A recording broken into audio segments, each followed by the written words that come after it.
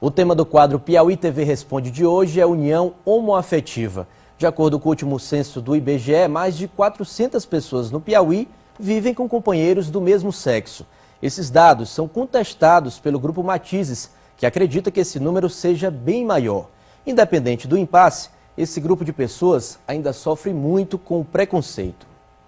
Companheiras, amigas, sensíveis e apaixonadas. Anísia e Lígia formam um casal de lésbicas há 11 anos e há 1 ano e meio vivem juntas em união estável. Seria tudo perfeito se o preconceito ainda não fosse um problema.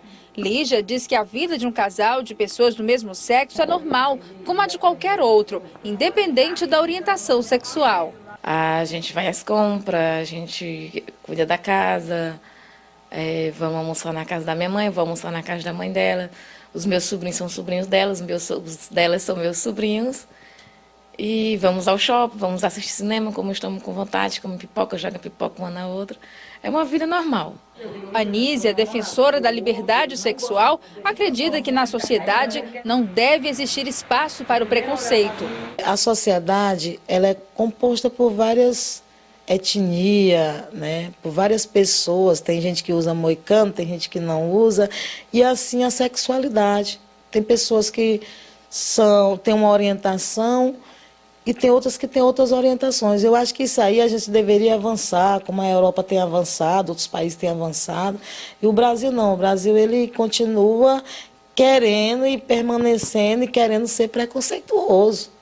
Segundo dados do último censo demográfico divulgado pelo IBGE, no Piauí 408 pessoas vivem com companheiros do mesmo sexo.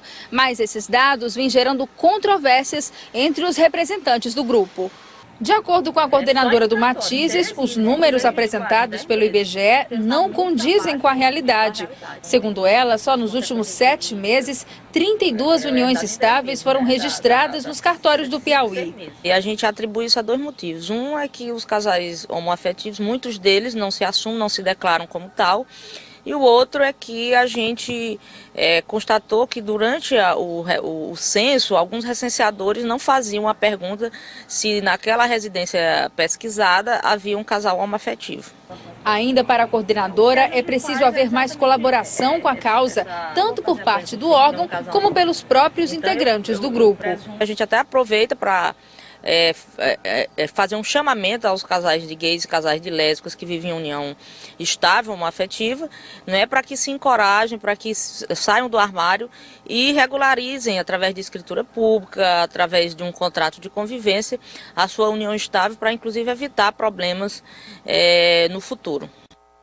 E nós continuamos a falar de união homoafetiva com a advogada Audrey Magalhães. Você pode tirar sua dúvida sobre o assunto, basta ligar para o telefone 2107-6648 e fazer a sua pergunta. Boa tarde, doutora Audrey. Boa tarde. A gente viu aí na reportagem um caso já de 2 mulheres que mantêm essa união homoafetiva.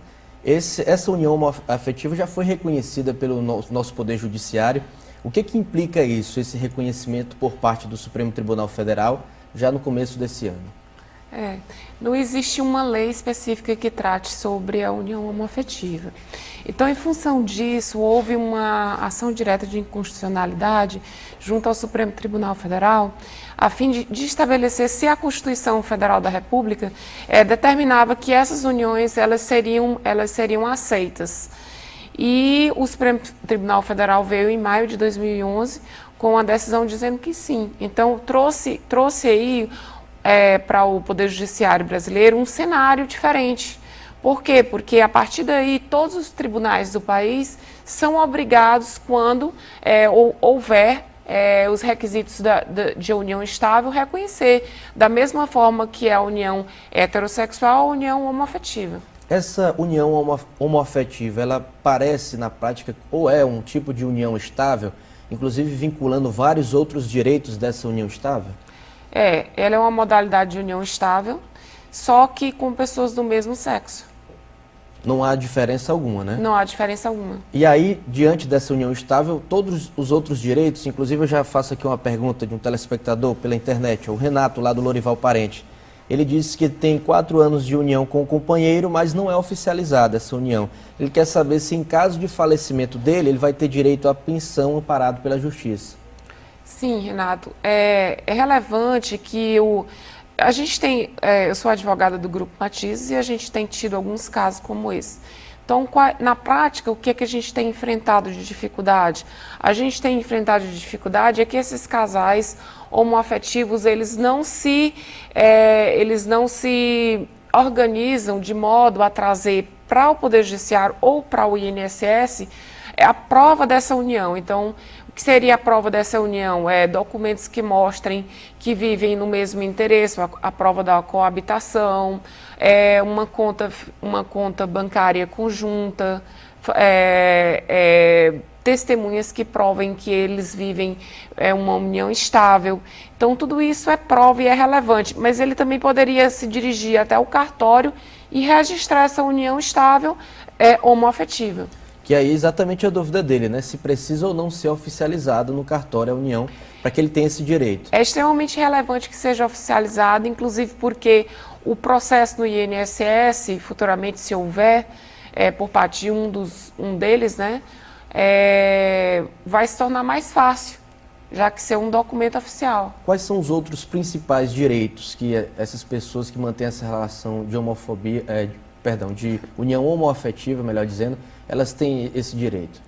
Quais são os outros direitos? Todo e qualquer direito relativo à união estável, que hoje é equiparado ao casamento.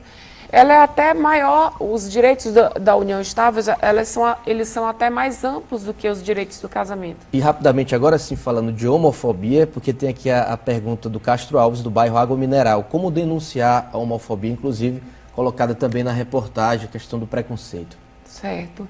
Existe uma delegacia de direitos humanos, de combate a condutas discriminatórias, que é uma delegacia específica para receber queixas de homofobia. Essas denúncias, esses casos são aparados pela justiça, né? Sim, sim, são. Tá ok, então, muito obrigado pela entrevista. Conversamos com a doutora Audrey Magalhães, advogada do Grupo Matizes, participando do quadro Piauí TV Responde de hoje.